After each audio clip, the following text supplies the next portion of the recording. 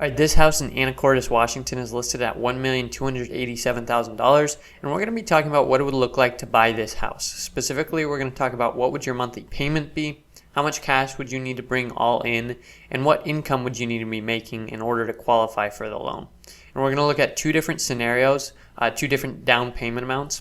We're going to assume for both of them, you are probably not a first-time home buyer. You probably have a decent amount of cash to bring to the deal. Maybe you're moving out from the greater Seattle area out there, or just moving away from things a little bit. So we're going to assume you have some cash to bring to the deal, maybe from the sale of your house or otherwise. And so for the two scenarios we're going to look at a quote for 50% down, and we're going to look at a quote for 70% down. So basically the cash that equates to for the 50% down scenario, you're bringing about $660,000, and for the 70% down scenario, you're bringing about $900,000. And then the rest is a loan, and we'll look at what monthly payment would result from that. So let's go ahead and look at that. My name is Landon Buto. I work with Cleveland Street Mortgage based in Bothell, Washington. So this is a real quote that we're pulling. It is not an advertisement, this exact rate. These exact numbers aren't going to be true for you, but it's going to give you an idea and a ballpark of what we're looking at. And if it is different from what your exact numbers will be, hopefully you'll get a sense of why and what direction it might be. If it's more expensive, less expensive, a little bit more information than you might be able to get on an online calculator. So let's go ahead and look at those quotes. All right, so you can see here this quote on the right is the 50% down scenario, and then this quote on the left is the 70% down scenario. This is the LTV, loan to value, so that's just the flip side of the down payment. In order to create these quotes, I had to assume a few things that may have an impact on your mortgage. One of those is obviously your credit score. One assumption that I'm making is your credit score, which is I'm going with the number 760. If you're just a little above that, just a little below that in the 700s, maybe it's probably not going to be drastically different. Your pricing is not going to be drastically different.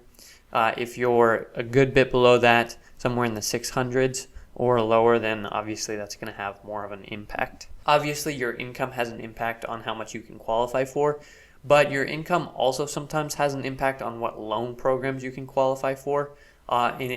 Sometimes if you're below a certain threshold, you might see improved pricing. At this price point, I'm going to assume for the most part that's not going to be super applicable, so I didn't choose any of those income-specific programs. These are mostly just broadly available. I did keep both of these, so you'll notice both of the loan amounts are below. They're below $700,000. I kept both of them below jumbo. At this price point, you may be looking at a jumbo loan if you have a little bit of a lower down payment. So that would be another thing to look at. Another thing to consider is if you're below this down payment, obviously your price is going to go up, but also it gets a little bit more expensive pricing, maybe a higher interest rate, because if you end up with above, I can't remember the exact number, it's somewhere in the 700s, 760 maybe.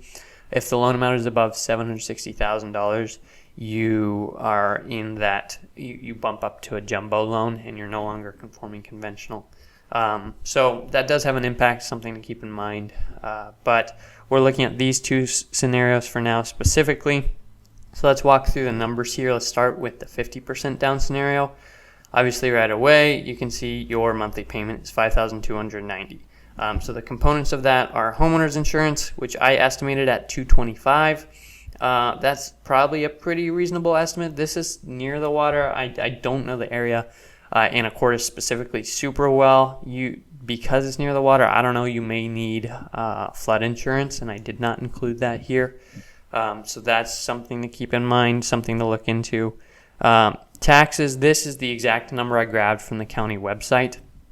Those are something like $9,000 a year, and then the last component is principal and interest, and this is just based on your loan amount, which is $643,750, and your interest rate of 6.999%. And that is a pretty good estimate of where we're at right now. It's not the exact number you're going to see, but I'm making this video at the start of April, and that's a pretty good ballpark for where we're at. Obviously optimistic, hopeful that maybe those may come down, but no one really knows, and people have been theorizing about that for 2+ years now, that things are going to come down, and it's still been around the 7s. So we'll see what the future holds. This section right here is points or credit. Points are a fee you can pay to get a lower interest rate up front. Credit is the flip side of that, where you can tell the lender, I'll take a higher interest rate if you give me some cash to cover my closing costs. Right here you can see it's technically $843 in credit towards your closing costs, so that knocked down the closing costs a little bit. However, this is pretty much as close to zero as any quote will show. Sometimes you can get right on 0 points, but typically rates are priced at certain increments, and they just show how much it costs or how much credit you'll get for that increment, and typically they don't go right at 0 points. So this is pretty close to 0. This number could be thousands and thousands of dollars. So that's you're basically getting the par rate, the going rate at the time, not really paying any points or credit. Yes, you have a little bit of credit, but it's not a ton there. And so besides your down payment, you're going to have other closing costs, and we're showing $16,463. And a large part of that is because this is a large loan amount and it's a large purchase price, and lots of your closing costs are just impacted by the purchase price and the loan amount.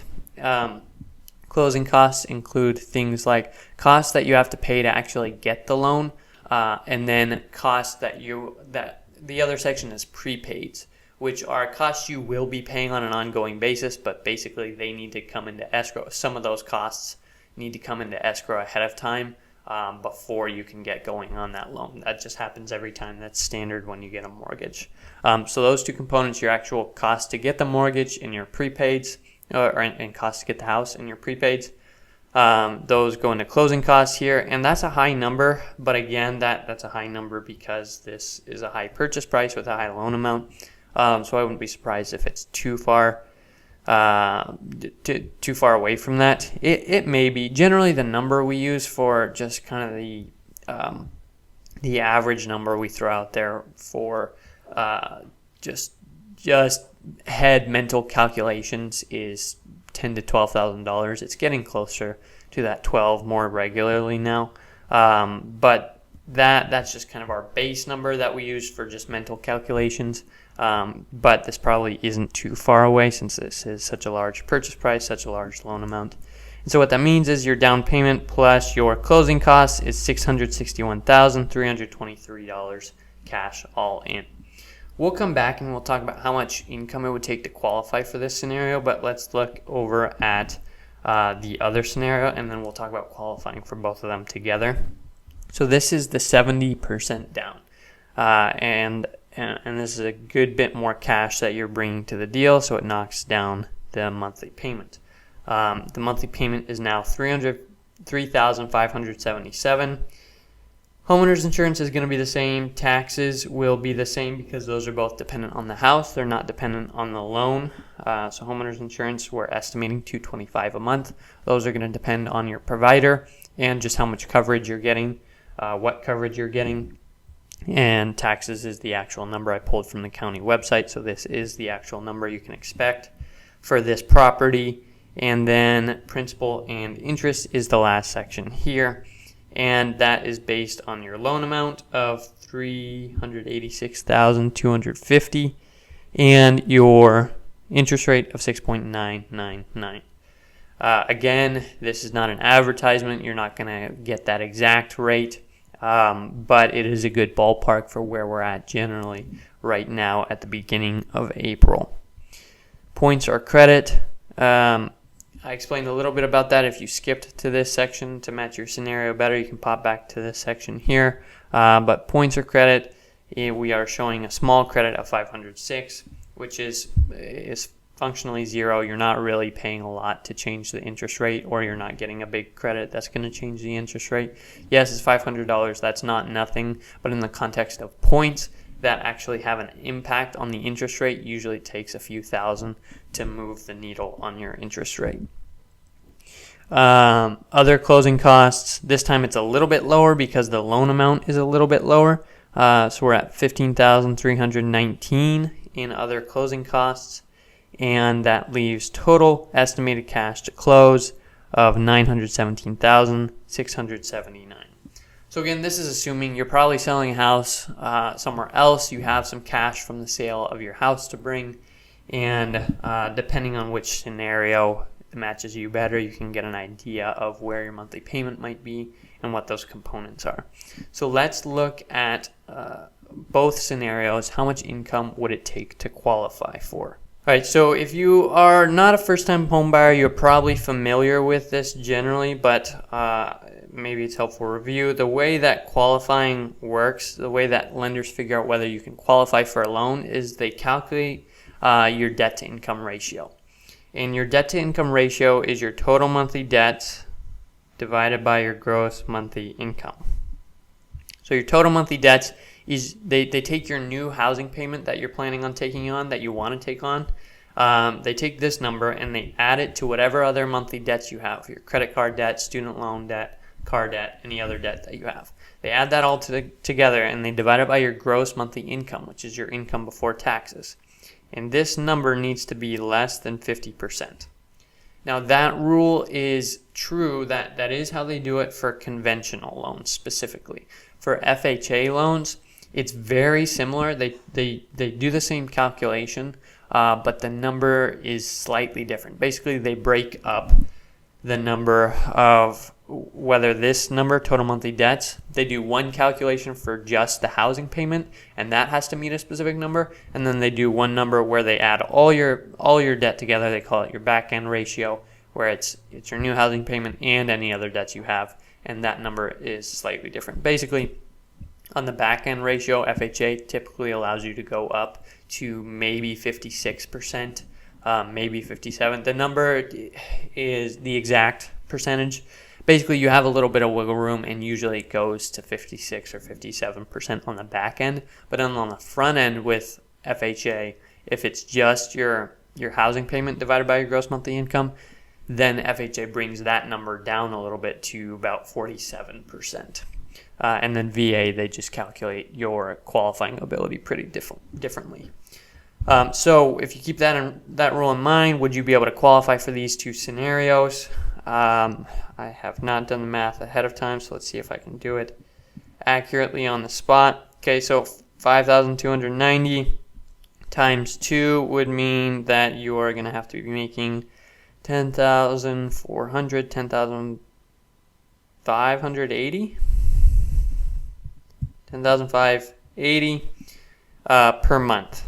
And then in this scenario, you would have to be making 7,154. I'm going to check that one. What did I say? 7,154. Let me check that one. Okay, I got it right. 7,154 per month for this scenario if you're taking on the 3,577 monthly payment. And this is assuming that you have no other debts. If you have other debts, then you just add those numbers, add your monthly debt to this number, and then divide it by your monthly income. And if that number is less than 50%, then you are good to go. So the way I came up with this is, we take this number, we take your total monthly debts, assuming this is your only one, and divide it by this gross monthly income, and that would be right on 50%, so technically you'd have to be making a little bit more than this. So that should give you a sense of what your monthly payment might look like, whether you'd be able to qualify for it. That's not a budgeting rule. This is just how much you could qualify for. Would the lender give you the loan? Whether you can take that on comfortably and afford it is up to you. That's not what we're talking about here. If you do want to get a quote of your own on a house that you are looking at with more precise numbers dialed in for you, please do reach out to us. We do loans in Washington and Idaho, and if you're early in the process and you just want to start asking questions, you want to ask about your income, or you're just curious about other things, please do reach out. All our contact information is in the description below. You can reach out there, Or if you just want to get a sense of what it's like to work with our team and you're not quite ready to reach out, but you want to see if it would be a good fit, there is a link to a video in the description of this video. You can click that link and it tells you about what our process is like, what it's like to work with us, what our clients' experiences have been like, and you can see if it would be a good fit for you and go from there.